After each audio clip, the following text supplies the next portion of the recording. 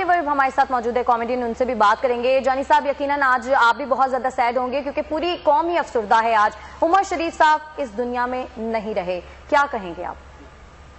नहीं, बहुत दुख की बात है जी, बहुत ही लॉस है, बहुत बड़ा लॉस है। इतने अच्छे कॉमेडियन, अच्छा बोलने वाला बंदा, आर्टिस्ट, क्या बात है। उनके जाने से मतलब क्या कहूँ, उनकी जगह तो खाली रहेगी। ऐसे आर्टिस्ट लोग कहाँ, बहुत ही अरसों में पैदा होते हैं ऐसे लोग जो हरफन मौला कह सकते हैं, जो इसको बोलते हैं हरफन मौला, वो ये उमर शरीफ हैं। समझे कि नहीं? कुछ लोगों में कुछ कुछ खूबियां होती हैं, इनके अंदर तो इतनी खूबियां थी कि मतलब बिल्कुल। अच्छा जॉनी साहब, कमाल के थे, मुझे अल्फाज नहीं मिल रहे बोलने के लिए। अच्छा जॉनी साहब, वैसे वो इंडिया भी आते रहे थे, तो आपकी कभी मुलाकात हुई उनसे? मेरी पहली बार इंडिया आया था 90 में, 31 साल पहले, तब मेरी मुलाकात हुई। फिर बाद में मेरी मुलाकात नहीं हुई, फोन पे मेरी बात। फोन पर आपका कांटेक्ट रहा? 90 में हाँ, ये एक फिल्म बकरा किश्तों में फिल्म वो जो प्ले आई थी ना, उसके बाद ये यहाँ कोई फिल्म लिखने के लिए आए थे वो। अच्छा। वो फिल्म मिली थी उनको, उसकी राइटिंग के लिए आए थे, तब मेरी यहाँ मुलाकात। जानी वगैरह साहब, आप भी एक बहुत बड़ा लीजेंड आपकी शख्सियत को माना जाता है, जहां जहां भी दुनिया में उर्दू और हिंदी बोली जाती है, आपकी बड़ी रिस्पेक्ट है और आपको भी बहुत जाना जाता है। तो आप उमर शरीफ को किस नजर से देखते हैं? क्राइटेरिया बनाना हो कि जी बहुत बड़ा आर्टिस्ट, तो जाहिर है आप बड़े आर्टिस्ट हैं, तो उमर शरीफ को आप क्या दर्जा देते हैं आर्ट में? और खास तौर पर ये जो आर्ट है मजाक का, ये जो हंसी मजाक का, ये जो लतीफे का, ये जो आर्ट है कॉमेडी का, कॉमेडी में आप क्या दर्जा देते हैं? नहीं, उस आदमी का दर्जा जो है ना भाई, बहुत बड़ा था, बहुत बड़ा था। वो बहुत एडवांस थे। वो आदमी इतने आगे थे ना, मैं आपको क्या बताऊं, वो बहुत ही आगे थे। वो अभी आप क्या बोलने वाले हैं उनको पता होता था। मैं ऐसा बोलूंगा तो यहां से क्या जवाब आएगा, फिर मैं क्या बोलूंगा, फिर ये कहेंगे, फिर मैं उसके लिए, उनके पास रेडी रहता था। उनके पास ऐसे हथियार रहते थे कि अब ये क्या फेंकेगा, उससे बड़ा बम फेंकूंगा मैं। ऐसे लोग बहुत कम होते हैं, क्योंकि ये आर्ट जो है ना, हमें नहीं है, ये काम हमने कभी किया ही नहीं। जॉनी साहब, नहीं, हम अपना जो भी करते रहे, लोग हमको प्यार करते रहे, हमारा काम अलग है। लेकिन इनका जो स्टेज पे हाजिर जवाब, ये वो जो है ना, इतने हाजिर जवाबी थे कि ऐसे बहुत कम लोग होते हैं सर। अच्छा जॉनी साहब, ये बताइए आम जो उर्दू और हिंदी को समझता है, देखता है, इनकी मजाक को, इनके ड्रामों को देखता था, वो तो सोच रहा है कि उमर शरीफ का अल्टरनेट नहीं है। लेकिन आप चूंकि इसी शोबे से हैं, आप एक बहुत बड़े लेजेंड हैं, आपके ख्याल में उमर शरीफ का अब अल्टरनेट कौन है? उनके बाद कौन सबसे बड़ा है? नहीं, उमर शरीफ की अपनी जगह है भाई, वो खत्म है, दूसरा कोई आ ही नहीं सकता है। वो एक ही उमर शरीफ आया और चला गया, दैट्स ऑल। जैसे हमारे महमूद साहब थे, वो आए और गए। अब महमूद साहब के बाद हमारे महमूद साहब जो थे ना, कॉमेडियन, जी, उनके लिए वो जब चले गए थे, उनकी एक किताब निकली थी, उसकी वो किताब रिलीज किया, तो मैं गया था। तो वहां पे मैं गया तो किसी ने मुझे, मीडिया वाले ने पूछा कि महमूद साहब तो गए, अब उनकी कुर्सी पर कौन बैठेगा? मतलब कोई नहीं बैठेगा, वो अपनी कुर्सी खुद उठा के ले गए, अपनी कुर्सी को अपने साथ लेके चले गए, कौन बैठेगा? तो उसी तरह उमर शरीफ जो है, उनकी जगह पे कोई नहीं आ सकता, वो अपनी कुर्सी लेके निकल गए। वो ऐसे कलाकार, ऐसे फनकार, बाप रे बाप, सालों में पैदा होते हैं। सही। अच्छा जॉनी साहब, वो थे, आपने कहा कि आपकी एक मुलाकात उनसे हुई, लेकिन फोन पर आपका उनके साथ कांटेक्ट रहा, तो आपने उनकी शख्सियत को कैसा पाया? बाय नेचर वो कैसे इंसान थे?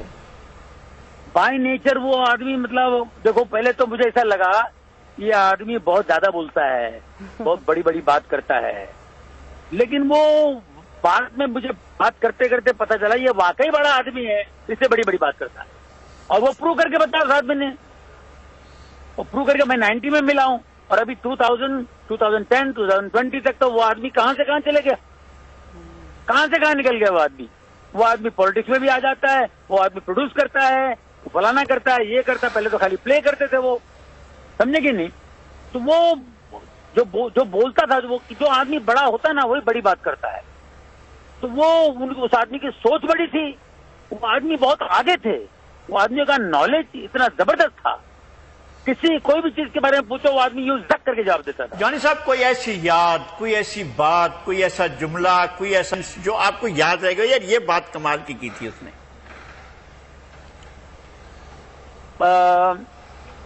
देखिए, हम लोग जब वो 90 में आए थे तो हम लोग होटल में जहाँ रुके हुए थे जूहू में पहुंचे, तो मैं मेरे बच्चे में ही रुका, तो मैं तो हमेशा मिलता था उनसे, बैठता था, तो मैं उनको पूछता था कि यार बोले भाई आप ये कभी कभी ऐसी सी बातें यूज करते हो, ऐसे वर्ड यूज करते हो, फटाक से जवाब देते हो, ये कहाँ से आता है?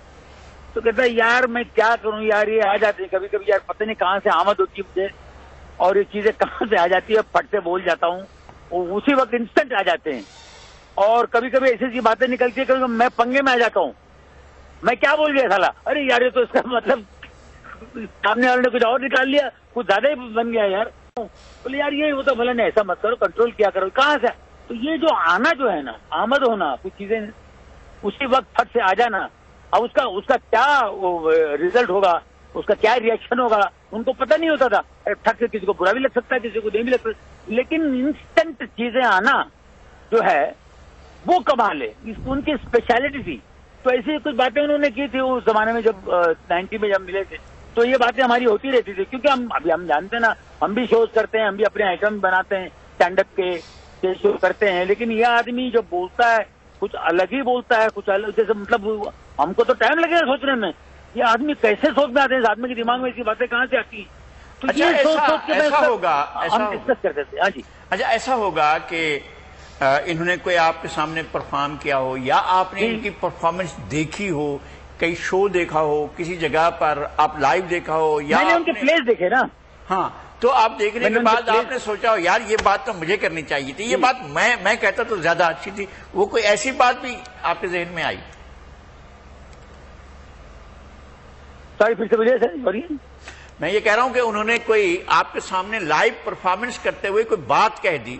नहीं, लाइव मैं आपको बताऊं, कोई ऐसी बात हम लोग साथ में कभी परफॉर्म भी नहीं किए, कुछ नहीं, सिर्फ हम लोग जब 90 में आए थे तब मेरी मुलाकात हुई थी। उसके बाद फिर वो इंडिया आए थे तो मैं बिजी था ना, मैं तो फिल्मों में इतना बिजी, मतलब वो 90 से 2000 तक तो मैं फिल्में दिन में 2 शूटिंग करता रहता था मैं, तो फिर मैं टाइम ही नहीं था।